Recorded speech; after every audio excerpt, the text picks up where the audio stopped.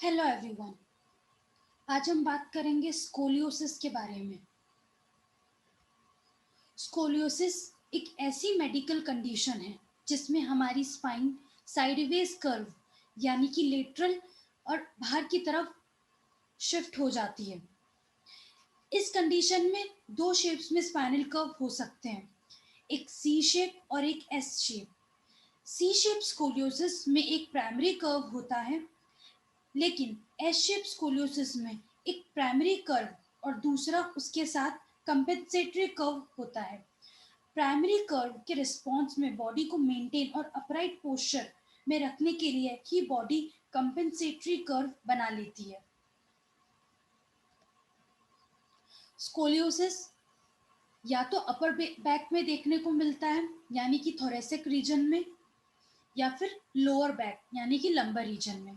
जब scoliosis curve thoracic area में नजर आता है सिर्फ, तो वो होता है सी शेप का, और अगर सिर्फ लंबर में है तो वो सी शेप बनता है।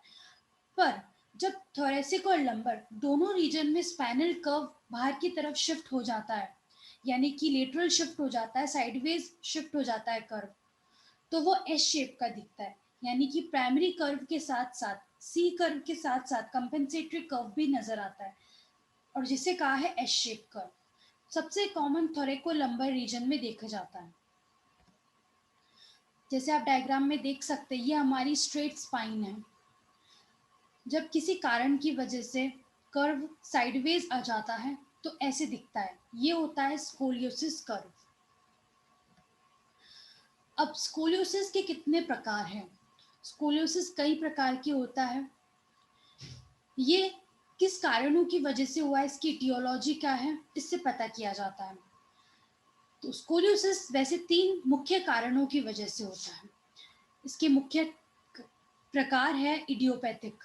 इडियोपैथिक वो है जिसमें किसी कारण का नहीं पता, मतलब अननोन कॉज, पर किसी कोई दिक्कत की वजह से जो स्पाइन का कर्व है, किसी बीमारी की वजह से, और बीमारी जैसे जैसे बढ़ती जा रही है तो स्पाइन का कर्व साइडवेज में आ जाता है। दूसरा है कॉन्जेनाइटल स्कोलियोसिस।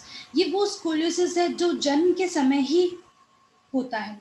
इसमें जन्म से पहले ही जो वर्टिब्रा होती है वो प्रॉपर नहीं बनती है, या जो स्पाइनल कॉर्ड है वो फ्यूज हो रखी होती है।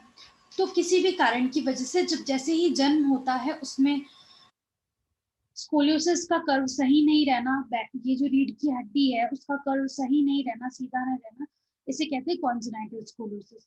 फिर है तीसरा न्यूरोमस्कुलर स्कोलियोसिस।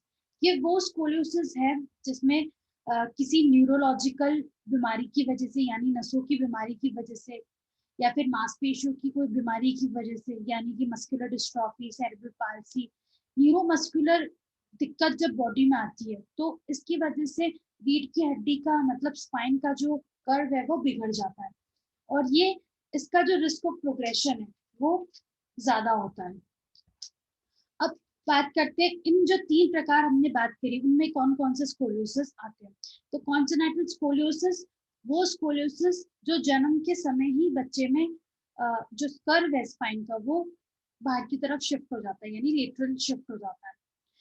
इसका कई कारण हो सकता है, जैसे ही बच्चा जब पेट के अंदर है और उसका वर्टिब्रा का जो फॉर्मेशन, मन के जो होते हैं उसका जो फॉर्मेशन है वो अच्छे से नहीं हो पाता, वो सही से नहीं बन पाती, या फिर जो मन के वो आपस में चिपकी हुई रहती है, हुई भी होती है। जैसे बच्चा पैदा होता है, या फिर कोई स्पाइना बाइफिडा की दिक्कत है पेशेंट को, या फिर कोई हड्डियों से रिलेटेड, या स्पाइन की जो हड्डी है उससे रिलेटेड, उससे संबंधित कुछ दिक्कत है पेशेंट को, उस बच्चे में। तो उस वजह से जैसे ही बच्चा पैदा होता है और उसका स्पाइन का कर्व टेढ़ा होता है, ये शुरुआत में नहीं देखने को मिलता है। जैसे जैसे बच्चा बड़ा होता जाता है तो उसका धीरे धीरे कर्व का शिफ्ट नजर आता है।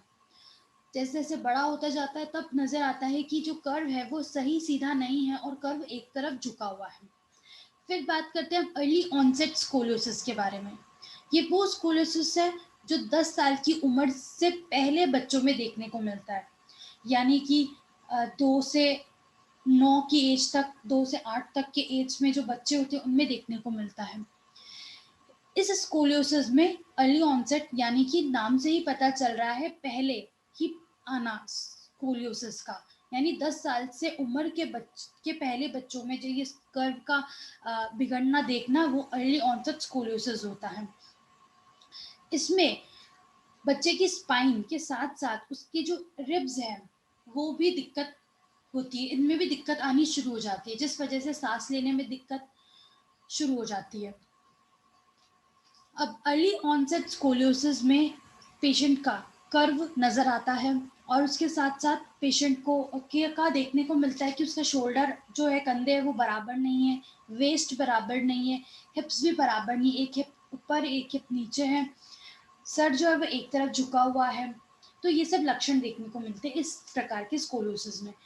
फिर इसका अच्छे से पता करना और इसका प्रॉपर ट्रीटमेंट लेना बहुत ज़रूरी है, क्योंकि ये स्कोलियोसिस बच्चे को डेथ यानी कि मृत्यु भी दे सकता है, क्योंकि ये स्कोलियोसिस स्पाइन के यानी कि रीढ़ की हड्डी के साथ साथ आपके जो फेफड़े हैं उनमें भी दिक्कत आनी शुरू हो जाती है, जैसे सांस लेने में दिक्कत या हार्ट की कोई दिक्कत आनी शुरू हो जाती है, जिससे डेथ की रिस्क होती है।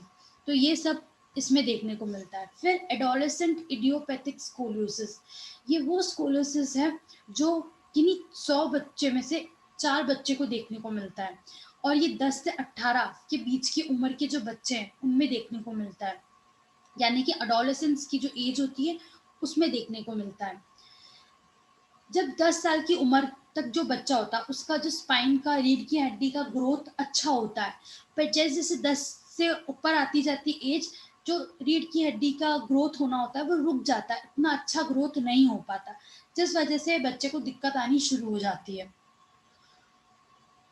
और ये देखा गया है कि एडोलेसेंट इडियोपैथिक स्कोलियोसिस बच्चे में कोई हार्मोन्स की दिक्कत है उससे लेके, या फिर ग्रोथ अच्छी नहीं हुई है बच्चे की, या फिर फैमिली में कोई किसी को पहले स्कोलियोसिस हो रखा है जेनेटिकली, तो ये भी देखने को मिलता है।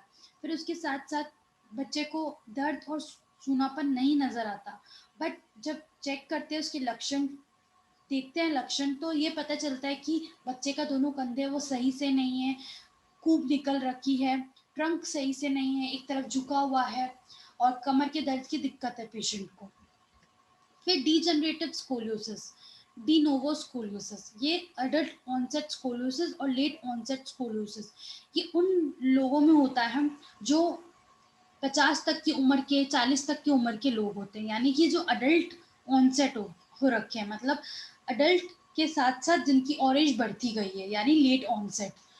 तो जब जैसे स्पाइन का जो कर्व है वो साइड की तरफ झुक जाता है, किन कारणों की वजह से होता है, जब जैसे जैसे उम्र बढ़ती जाती, एज आती जाती है, तो डिस्क है, जो जोड़ है, मनके हैं, रीढ़ की हड्डी जो है वो, उसमें डीजनरेशन होना शुरू हो जाता है, इन जोड़ों में डीजनरेशन होना शुरू हो जाता है।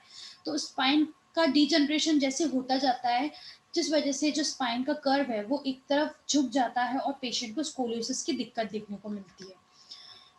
अब ये स्कोलियोसिस लंबर एरिया में यानी लोअर बैक में सबसे ज्यादा देखने को मिलता है, और सी शेप का होता है, क्योंकि सिर्फ लंबर रीजन में देखने को मिलता है, लोअर बैक में तो वो सिर्फ सी शेप का दिखता है, और इसका पता कूप्स एंगल से पता कर सकते हैं।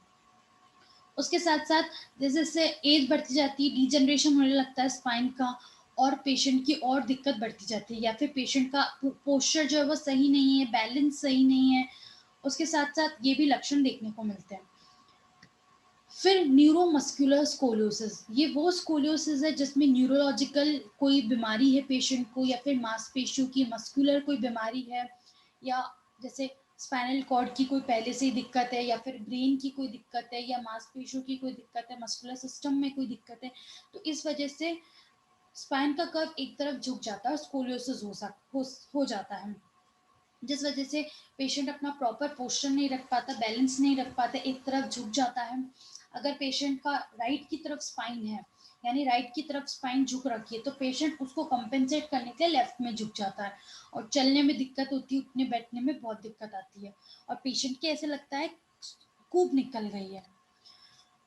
उसके साथ साथ ये किन कारणों की वजह से होता है, न्यूरोमस्कुलर कोई दिक्कत हो गई जैसे cerebral palsy, Duchenne muscular dystrophy, Friedreich ataxia, spinal muscular atrophy, इन बीमारियों में ये स्कोलियोसिस खास देखने को मिलता है। अब बात करते हैं सिंड्रोमिक स्कोलियोसिस की। ये स्कोलियोसिस वो होता है जो कोई बीमारी हो गई है हमें हमारी बॉडी में, जैसे Rett syndrome, very syndrome, muscular dystrophy, या हड्डियों की या कार्टिलेजेस की या कनेक्टेड टिश्यूज की कोई दिक्कत आ गई है बॉडी में, कोई ऐसी दिक्कत आ गई है जिस वजह से रीढ़ की हड्डी पे दबाव पड़ रहा है, रीढ़ की तो कोई बीमारी की वजह से, उसके लक्षण की वजह से स्कोलियोसिस आना, वो होता है सिंड्रोमिक स्कोलियोसिस, मतलब सिंड्रोम से। यानी कोई बीमारी है और इसमें आपकी जो रीढ़ की हड्डी है उसमें बहुत प्रेशर पड़ रहा है, उसमें दिक्कत आनी शुरू हो रही है और स्पाइन का कर्व एक तरफ झुक रहा है, तो इसको कहते हैं सिंड्रोमिक स्कोलियोसिस। इसमें पेशेंट को इतना दर्द नहीं होता, हम बट जब चेक करते हैं, इसका डायग्नोस करते हैं, इसका पता करते हैं, तो पता चलता है कि हाँ इसको सिंड्रोमिक स्कोलियोसिस है, और ये बच्चों में देखने को मिलता है।